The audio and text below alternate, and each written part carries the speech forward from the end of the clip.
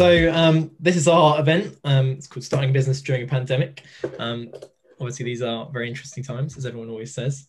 And we're here to tell you today. We've got some of the committee, including myself. We're going to talk about a little bit about what we did business related during this pandemic. And then we also have our great guest speakers who will be going in depth on business that they started during this pandemic and how they, what they learned and how they adapted to the changing circumstances. So there'll be a lot of information here that you will find useful either in the future when there's another pandemic or right now if you want to take advantage of the information now. So really hope you enjoy it. And this will be recorded as well in case anyone misses it, and we can send it to your friends later. We'll put it up on our website. And yeah, I will start. So first of all, I'll tell you how the event is going to run out today. So this is our committee. If you don't know who we are, I know I can see a few people who I recognise from our past events, but we're the committee of Reading Entrepreneurs. We're one of the largest non-sport societies here at Reading, and we run events like these to get students engaged in entrepreneurship. And you know, anyone who's from any sort of different background or degree, they're welcome to join our events, and hopefully you can learn a thing or two about entrepreneurship. And that's really what our goal is here. So I will start with our event program today. So start off, we're going to have our introduction, which I'm doing now, and then I will talk a little bit about my business I started during this pandemic, just a quick chat about that. And then we'll have our first guest speaker, Emmanuel. We'll also have Sarah, who will talk about her business that she started. We'll have our second guest speaker, Benji. We will have our marketing team talk about how we do marketing and how marketing has changed during this pandemic. And then we'll have our third and final guest speaker, Dylan, who will talk about the business that he started as well. So, and then at the end, you can save your questions, and we'll have a fireside chat where you can ask the guest speakers anything you'd like to know about what they've learned, and it'll be a very informal sort of chat with everyone, and we can bounce off ideas. So be sure to stick around for the end. Next speaker is Dylan. His business is a healthy plant-based snack business, and this was started during the pandemic. And this is something that you'll go into detail, and he's also studying entrepreneurship and management as well. So I'll leave you with him. He can, I'll just make sure that he can share his screen, and there we go. Okay. So I'll leave you to Dylan. Thank you, Craig. Just scanning this out. Okay. First and foremost, lovely presentations from everyone. Really enjoyed it. Want to start by thanking Craig, Sarah, Jurek for this opportunity. In the 15 minutes I have with you all, I would like to share a story about 7 pairs of socks, why now is the time to start your business, and my thoughts on achieving success. So just for the record, I'm not a multi-millionaire or someone who has things all figured out, but through reading a lot of books and listening to podcasts, I found some things that have worked really well for me. So I'm excited to share them with you all today. Bam, 7 pairs of socks. So at secondary school, you don't get a say in the uniform that you wear. School shoes had to be all black. So the only real authority on fashion that you had was in your socks. So I decided 5 years ago, I wanted to be cool. I wanted to stand out. So I invested in my sock collection. So I was a fan of the rapper from America named Tyler, the Creator, and he has a brand named Golf Wang. So when I went to visit my family out there, I also visited his clothing store.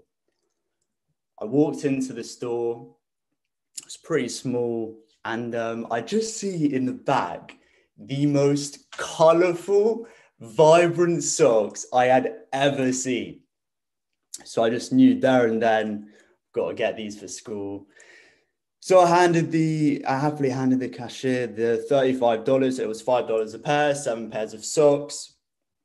And yeah, had some impressive socks to add to my collection. So as years passed, I wore the socks on and off, and eventually they just went into the back of my cupboard.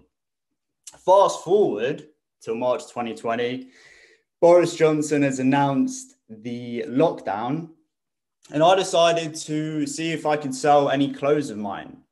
So I managed to sell quite a lot of clothes, quite a lot of just hoodies and t-shirts. And then I just wanted to see if there was anything else I could sell. So I went to the back of the closet. I took out these socks. And for some reason, I don't know, I kept the packaging for these socks. So I repackaged them, as you can see in the photo. And I joined a Facebook group that buys and sells this clothing brand, Gold. Awesome. Well, these, I've just been describing 7 pairs of socks. Now you can see in front of your eyes, these are the socks. So going back to the story, I kept the packaging for these socks. So I repackaged them and I posted in the Facebook group. So I just remembered I didn't mention, like Benji's company, they release stuff in seasons. So what was released 5 years ago when I bought these socks will obviously never be released again. So kept the packaging, I repackaged them, posted in the Facebook group, seeing if anybody was interested in purchasing them. And I did mention that they had been worn. And to my amazement, several people were interested. The first offer I received was £50 for the lot. And as days passed, more and more offers came in. So before I tell you how much I sold these 7 pairs of used socks for, I would like you all to just write in the chat how much you think I sold them for. I don't know if I can actually see the chat, but okay, let me grab it here. £20 each, £100, £75. Okay, so Benji, I think Benji knows the answer because I did this in our entrepreneurship. I forgot it. It's a guess. Okay, it was a guess. Well, Benji hit the nail on the head. I sold these 7 pairs of used socks for £125. So that's £125. So the reason I shared this story with you all was first and foremost that it's bizarre that even in a time of global uncertainty, people were still prepared to spend over, used socks, £125. People were still prepared to spend over £100 on used socks. Now, it raises the fact that the demand is still there. So I'm aware this specific example was about socks and fashion, but even though people are staying at home, people still need food, they need exercise, they need entertainment, they need socks. So it's important to realize first and foremost, the demand is still there. Realizing that, then think about how can you adapt? So a friend of my mum's was a tour guide around London pre-lockdown. When lockdown happened, she obviously had to adapt. So how did she adapt? She began holding these tours on Zoom. She would carefully choose an area, research it, monuments to go see, streets to visit, and this sort of thing. And she charges £10 per ticket for the Zoom. You get sent the link, you watch the tour. So she holds these twice a day, one in the morning, one in the evening, and around 2 to 3 times a week. So the Zoom I had tuned into had 100 people watching that Zoom. So she's made £1,000 on a 1-hour Zoom. So I asked my mum, because I was just really curious. She said she consistently has around 80 to 100 people per Zoom. So Yeah, I mean, it's something that to raise the fact that it's all about how can you adapt. It's fun watching the Zooms, you know, forget the £10. It's an escape. It's a reminder as well that it's nice to go visit these places once things are back to normal. So I'm sure some of you may be wondering, well, what if I don't have a business right now? So what I have noticed, in businesses doing well during lockdown is that it's all about what value can you provide to consumers. So it's easy for some people to think for themselves in these sorts of situations. But the real value I have felt is in the people that truly just want to give to others.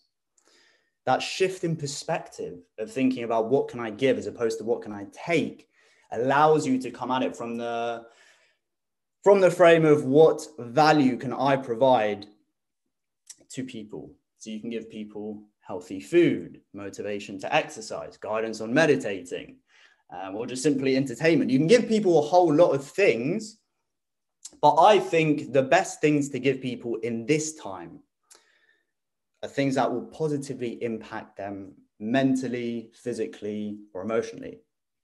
So using myself as an example, as Craig alluded to earlier, I'm currently working on launching a nutritious plant-based snack bar that is great for human health and for the planet's health through using ethically sourced packaging. So I would suggest having a think about what value can you provide to people and just start scheming about how can you monetize that value that you're providing them. So I used to always overlook the importance of planning. And now I can truly embody the saying, failing to plan is planning to fail. Failing to plan is planning to fail. This saying is just pure gold. So what I found the most value in my productivity and making progress is having a detailed daily schedule. I made a daily schedule quite early into lockdown because instead of running out of things to do in a day, you obviously have so many different things you can refer to because you've planned it out. So there are some things that are integral to my daily routine, which I'll be discussing in the following slide. But I wanted to share with you a model that has drastically improved my productivity and my progress. So I took inspiration of this model from Ray Diallo, whose book I strongly recommend, The Principles of Life and Work. And that is his diagram on the right. Mine is very similar to his, but it's slightly tweaked. So my 4 steps are plan, execute, reflect, and improve. So on the weekend, I plan a new daily schedule that will be executed the following week. I then reflect on the schedule the following weekend and see what improvements I can make. Just to be clear with you all, I may not execute the routine 100%. There may be some things I plan on doing and just simply don't end up doing them. So for example, I was listening to a podcast whilst I was making my salad, whereby a physical therapist was discussing the importance of getting in steps throughout the day. So instead of just working out for an hour in the morning and then sitting at your desk all day, they're saying the importance of constantly getting up and moving, which allows your body to get ready for bed. So when you get into bed, you're actually tired because you physically exerted yourself throughout the day. So I plan to incorporate 15 minutes of walking around the house just before bed. Did this on Monday, did this on Tuesday, but then didn't do it for the rest of the week. So upon reflecting, I took this out. From listening to a different podcast, I heard about the benefits of having a standing desk. Now I have a standing desk, which has benefited me massively, which I strongly recommend each and every one of you to go and get. And yeah, it's a different approach to walking 15 minutes before bed, but it works for me. So moving on to what is integral to my daily routine: meditation, exercise, and healthy eating. Starting off with meditation, You know, you have so many crazy things going on at the minute. You turn on the news and it's just so depressing, and you realize how sad the current world we live in is. So meditating just allows me to switch off, block out all the outside noise, enter a state of blissfulness, and just be grateful for the present moment, and just be content with life. So moving on to exercise, being at home, you know, it's so easy, like I mentioned before, to just go from sitting at your desk to sitting on the sofa watching Netflix to lying in bed and whatever. Whereas, exercise is so important because it allows you to actually be active, you know, and actually move your body and do what it's intended to do. So you can set goals with exercise. You can set the goal of wanting to run a marathon in 1 to 2 years. And then you can start right now by doing a daily run. I've personally found it important to be realistic with the goals you set. Otherwise, you can get overwhelmed and just burn out, really.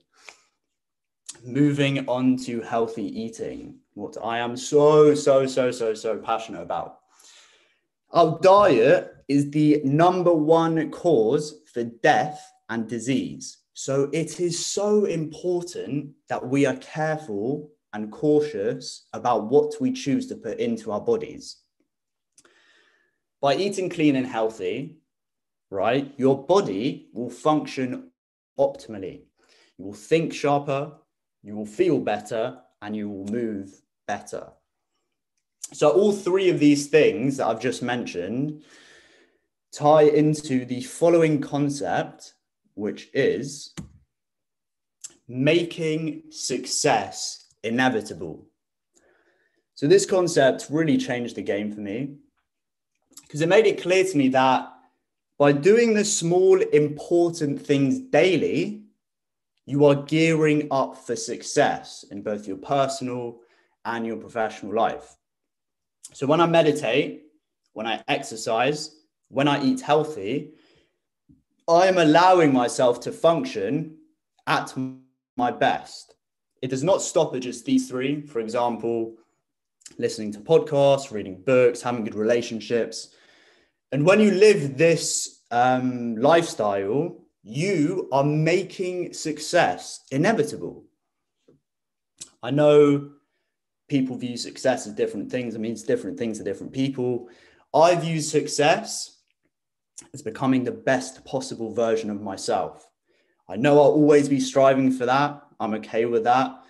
I constantly want to be getting better. So yeah, by doing those three things, I'm making success inevitable. Now, the billionaire did not make his billions by the billionaire did not make his billions, then start to meditate, eat healthy, and exercise. The billionaire meditated, ate healthy, and exercised, then made his billions. So do the small, important things daily to achieve success. Now, I'm sure some of you may be thinking, Dylan, this is a bit intense, you know, do you ever relax and do anything enjoyable? And the truth is, I've fallen in love with the process. So I do have an end goal in mind that I sometimes ponder, but I've just fallen in love with the process, you know, the small things, waking up at 6 a.m, making a cup of green tea, going outside, you know, making a salad at the end of the day whilst the sun sets. And by doing these things, I know it's small and it may seem boring, but it's the process. I know I'm getting better each and every day by doing these small things. And just a side note to add, so I write at the end of the day 3 things that I'm really grateful for. And I found that this really gives me a strong sense of mental clarity, which I strongly suggest all of you to just give it a go. You know, it allows you to come at things from a much better state of mind because you're grateful for everything you already have instead of being upset about the things you do not have. So to summarize everything, see if people are interested in buying your used socks. Realize the demand for everything is still out there. Focus on monetizing the positive impact you can provide to consumers. Make a plan of action, execute it to the best of your ability, and constantly improve it as you progress. Make success inevitable by doing the small, important things daily so you can always be at your best. Last but not least, enjoy the process and be grateful for everything you already have. So thank you so much for listening.